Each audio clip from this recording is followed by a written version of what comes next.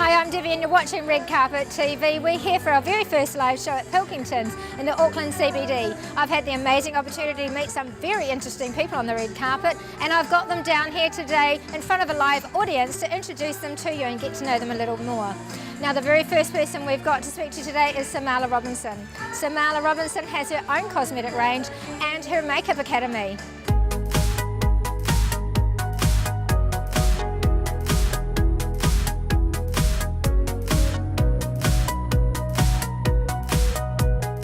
What I've learnt from Samala, you've worked really hard to come to where you are right now, so it's not like this was a given to you. I understand you struggled during childhood with a learning disability. Yes. So I was diagnosed of dyslexia when I was about 10, and my first 3 years at starting school were just awful.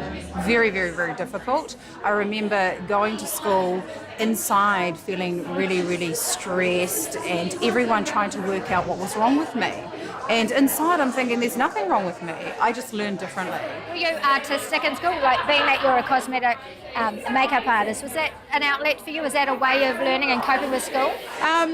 Well, the makeup came along when a teacher said to my mum, let her choose whatever she wants. She does know what she wants and she'll be really good at it. So I was very privileged that I met that teacher.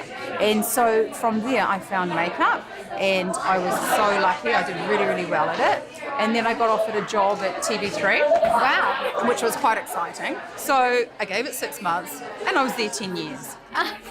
I was teaching a lot of makeup artists within TV3, and then a lot of young girls would say, can you teach me? Can you teach me? And so then we started a little school called Samala Robinson Academy, and then it just grew over years, and then somebody said, you should go in NZQA. So we did, and SRA was born in 2000, and from there, my dream was I really wanted to help people, and so I had an amazing career through makeup, and I wanted to teach people to have that too, and to show them that it's easy.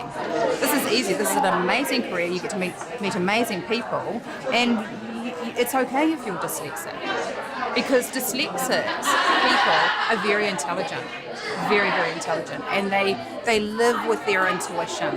So, as a child, I was very much going back to listening to inside. And inside was always, you're going to be okay. And that's great for the people that are coming to the academy to know that you've got that background. Oh, of course. And, we have some students that when they sign up, do have a learning disability, and some of them write dyslexic. And all our trainers are so amazing because they fully understand how to work with a dyslexic, because they work with me every day. So yay, we exactly know how to help these young girls. So setting up the business, how did that evolve? Were you very hands-on? Were you just doing the verbals and someone was taking the notes? Did you have to change your business plan often? Yeah, I didn't really have to change the business plan, but I did have admin people. SRA was, because I came from TV3 and I had a lot of help with all the admin side of it. When I had my own business, I had to learn it. And that was challenging. That was challenging. But I also realised that, you can't do everything in life, and that fact that we employed people to take that side of it. But, they had their challenges because people take advantage of dyslexics as well, because they can see the fact that you might have a talent, and this has happened to me. I learnt from it, and then we go forward to the next project. And speaking of projects, you had the amazing opportunity, I understand, to be involved in the beauty book in LA, which is this fantastic book for brain cancer, is that right? Brain cancer charity. Can you tell us about how that opportunity arose and what was the outcome from that? Oh, well, that was a pretty amazing opportunity, actually. A friend of mine was using Samala Cosmetics up in LA, and she said to me, your makeup is amazing.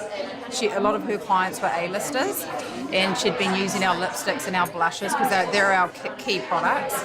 And she said, they're amazing, you need to be doing something with this. So I was like, okay, that's awesome. So they gave me this opportunity from LA. I was on holiday in Fiji with the family, and an email came through, and I can never really forget it because we were reading it, and I was like, am I reading this correctly? Here's an opportunity. And I always go back to my intuition, and my intuition said, you need to do this. So we took the project. It was challenging.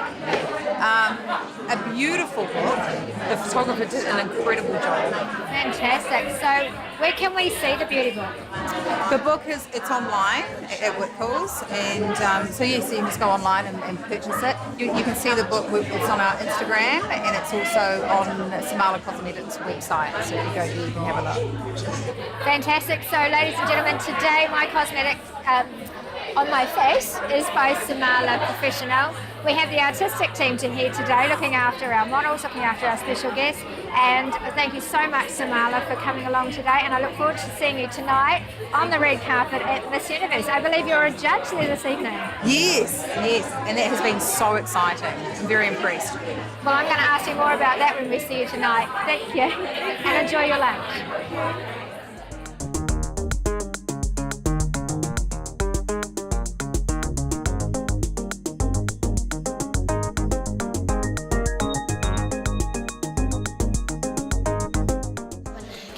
A little bit about the garments coming into the stores for this season? I suppose we're not so focused on following trends, so we've always been just about gorgeous garments, lots of colour, lots of sort of, I suppose, frippery, for want of a better word. We've used a lot of lace, a lot of floral prints. I mean, and we've always been in that space, and the label's always been known for being highly feminine, and it's no different this summer. So we've opened early, the garments have been in stores from August, so most of what you saw on the catwalk today is actually in the store now. Thank you so much. And was fashion always something that you were interested in growing up? Was there something else that you aspired to do growing up as a child, or was this going to be the destination that you strove towards? I suppose for me, fashion has been a means to an end. I mean, the creative industries have always been a space that I love to be in, but I haven't spent my whole life dreaming of being a fashion designer, and I've always said that I'm in the business of fashion, so the bottom line has to be viable, and I suppose that's allowed me to go on and do a lot of my social venture work, which I love to do, and that's the space that I see myself for the next 20 years. And you're also the author of a few books. You're very inspirational. When you speak, you have inspirational quotes, and you have a list of 25 things that you have learnt yourself that you think is a great way of living. Can you tell us about where you've gotten with your inspiration and sharing it? Where's the love for that come from? Yes, I have. I'm about to launch my 6th book, which is due to be released just before Christmas, Flourish, which is all about telling the stories of women that have gone on to do and live their dream, I suppose, whether they've been high-profile women or whether they've been women with small business dreams, but they've all managed to colour their life and live the best lives ever. But I suppose the quotes, the conversations that I have, the speaking that I do is all about kind of being more, doing more. You know, I believe all of us should actually make a contribution that's bigger than self. Too many of us live in a space that's driven very much around our own need, and for me it's about the contribution that you make, the legacy that you leave, and I'm in that space and doing that work. That's wonderful. Thank you so much, Anna. It's great to have you here and to be inspiring to all of us, and as I said, I've learned a lot from you, and I'm looking forward to your 6th book. Thank you very much.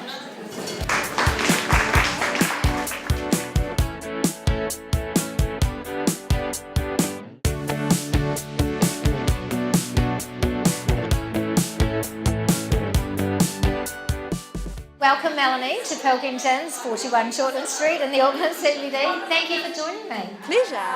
It's lovely to be here. This is such a beautiful venue, and I believe it's open for weddings now. Awesome. So Melanie, can you tell us about, you've been looking into doing a little bit more with your weddings. Can you tell us about that? The thing with being a wedding celebrant is it's so seasonal.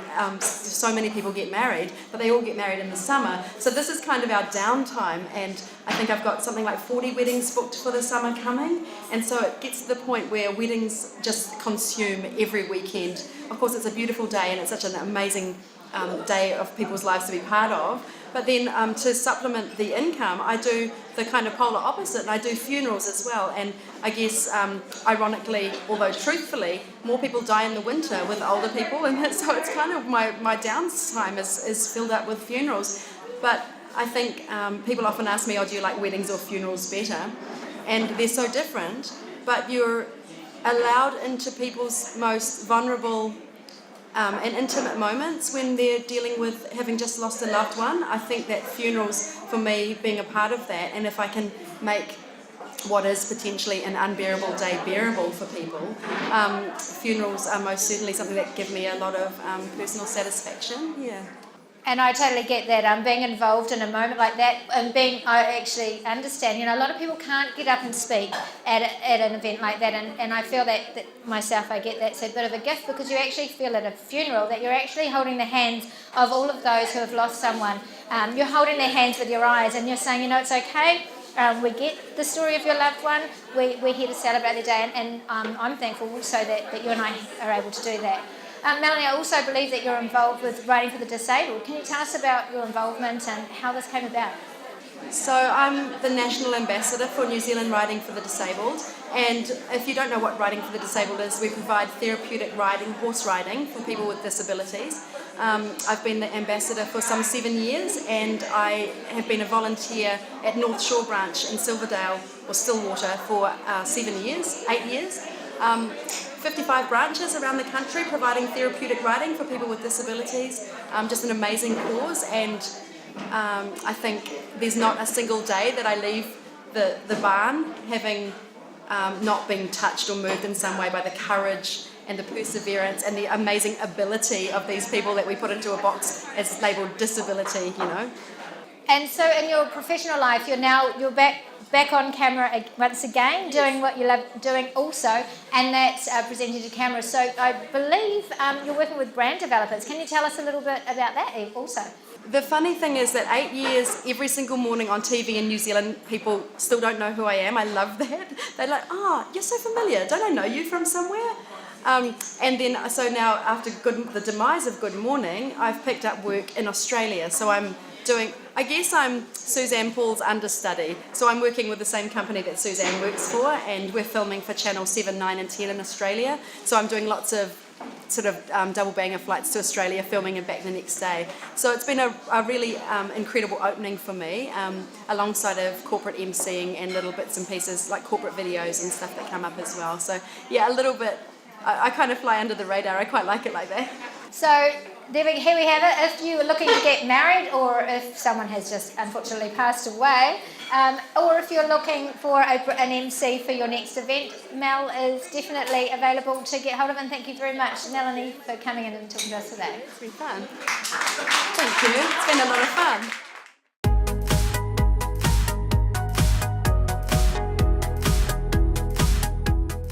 So Leanne, as I said before, Leanne is the nutritionist for the Vodafone Warriors. She's probably one of the most trusted nutritionists here in New Zealand. And Stan Walker is going on tour in November. Who has bought their tickets? Come on, who has bought their tickets for the tour in November?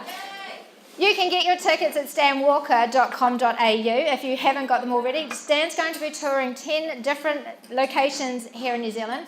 And he felt that he needed to get in a little bit of a more premium shape than he already is leading up to this tour. Leanne is also the advocate for men's health and the Vodafone Warriors, the mighty Vodafone Warriors, come on people, the nutritionist. And she tries to give her best advice to them, whether they do what they're told or not, that's another thing. So Leanne has kindly offered to help Stan with a few nutritional choices, and this came about a few weeks ago, but Stan has been flitting in and out of the country with his new single he's just released, You'll Never Know, which is also available on Spotify and all those places you can go to online now to purchase your music, and it's not on CD any longer or a tape. So Leanne, how has it been to pin Stan down and actually chat to him about his nutritional choices?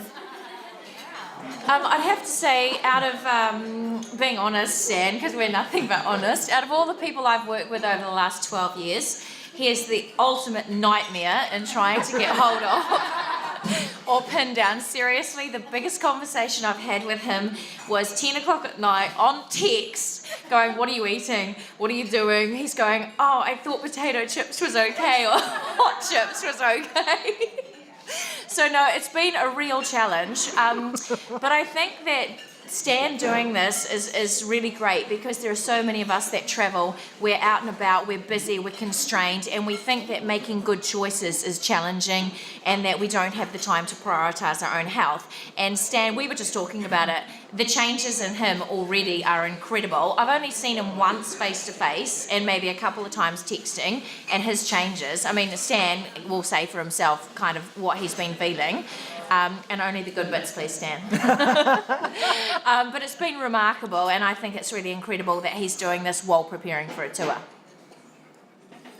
So Stan, what changes have you made, and how are you feeling? Oh my gosh. First of all, I hate diets. I cheat on diets all the time. I am the number one procrastinator in life. But because going into this meeting, I just thought I knew what I was going to hear. I thought I knew what she was going to say to me, and I was like, yeah, I already know that. But she literally turned everything upside down and like exposed everything and like, but took me through everything. I didn't realise, you know, that saying, you know, your body is a temple was actually like a real thing. I was like, yeah, I'll survive. I can look skinny, but I can still be like, you know, fully unhealthy inside, and how that affects your brain, your mood, your like everything. Like it comes down to like you can get anxiety from eating bad food, you can get depression and stuff like that from being fat. So I was like, oh my gosh. No, but the thing was, I didn't realise how unhealthy I was until she told me, because I literally thought I was going crazy. I actually was thinking, I was like, maybe I need to go check to see if I've got bipolar. I probably do, but you know. But like, I've been on this diet. Well, it's like a life changer. I don't even think it's a diet. Like, it's like literally has changed my whole life. Like, I have drank water for 3 and a bit weeks now, and I don't even like water. And she told me that's no good. I went, no. And I literally, the first night I was going to cheat, and I didn't. The second night I thought I was going to cheat, and I haven't cheated on water this whole time. Like, and just, it changed my whole mood, even my attitude. Because like, if I feel yuck and I feel disgusting, and I feel all these things, my attitude's crap. I'm just going to moan about everything. When I was doing the video clip for this new single, we were in LA, I moaned all day, every day. I was like, I'm too fat, I can't do it, nah, I feel disgusting, I give up. So I just go straight to the takeaways. And that's how I dealt with it.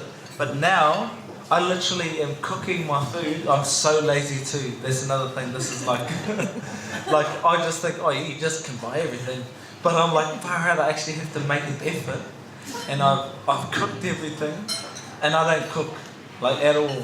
I suck at cooking. I probably still do, but like I'm cooking breakfast. I'm cooking, like preparing my my meals. I'm thinking about everything. Like I've had a few bad things of eating hot chips. That's the worst thing I've eaten, honest to God. But the best thing about this is like all my skeptical friends, just like me, I'm skeptical about everything. I feel everybody's like, don't know, I know everything. I'm the biggest know-all, just like my friends.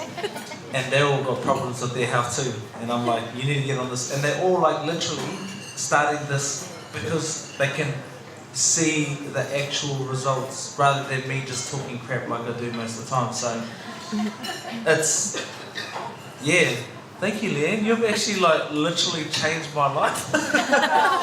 You're a beast, man. That's honestly. Thank you. That's awesome. And we made another deal when they were in the office. So Leanne has convinced Stan to sign up to September, which has started. So that's 10,000 steps a day challenge. We're going to talk about that. Actually, they made a deal. We'll just tell you about this because this is quite a hard case. One of the things that Leanne has always said is, I wish I could dance. I really do. I don't have any rhythm. I can't dance. So I don't know if you haven't watched Red Carpet TV, but they made a deal that Stan would run with Leanne over the Sydney Harbour Bridge in a couple of weeks' time for September and sign up to September. And Leanne shook hands and said, said that took up Stan's challenge and that she's going to join him in rehearsals and learn how to dance. Let's go. So, well done, guys. You've made that challenge. So, Stan, how are you going with the 10,000 steps per day? Well, I was looking at it upside down. And I was like, oh my gosh, I'm doing so good. I was like, I didn't realise I did that many steps today. I thought I did 6,000 and then I got told I was holding up the wrong way. I've only done, I don't even know anymore. Oh, I've done 5,000. Woohoo! Is that 5? Oh my god. I don't think so. We'll just say I've done 6,000. 4,000 to go. Well done. So I'm going to be lucky enough to be joining these guys in September in a couple of weeks. We're taking the winners that joined September before August.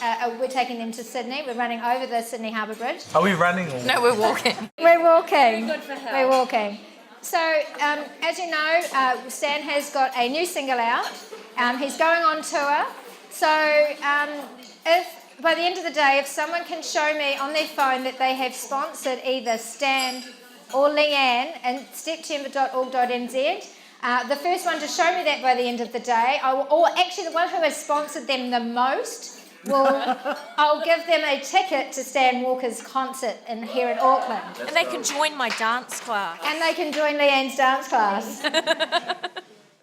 So we're going to have our main now. You can finish eating and we're going to play Stan's single over the PA system because Stan has to look after his voice because he's performing tonight at Miss Universe New Zealand. I do believe that is sold out, but you can also watch that on Red Carpet TV.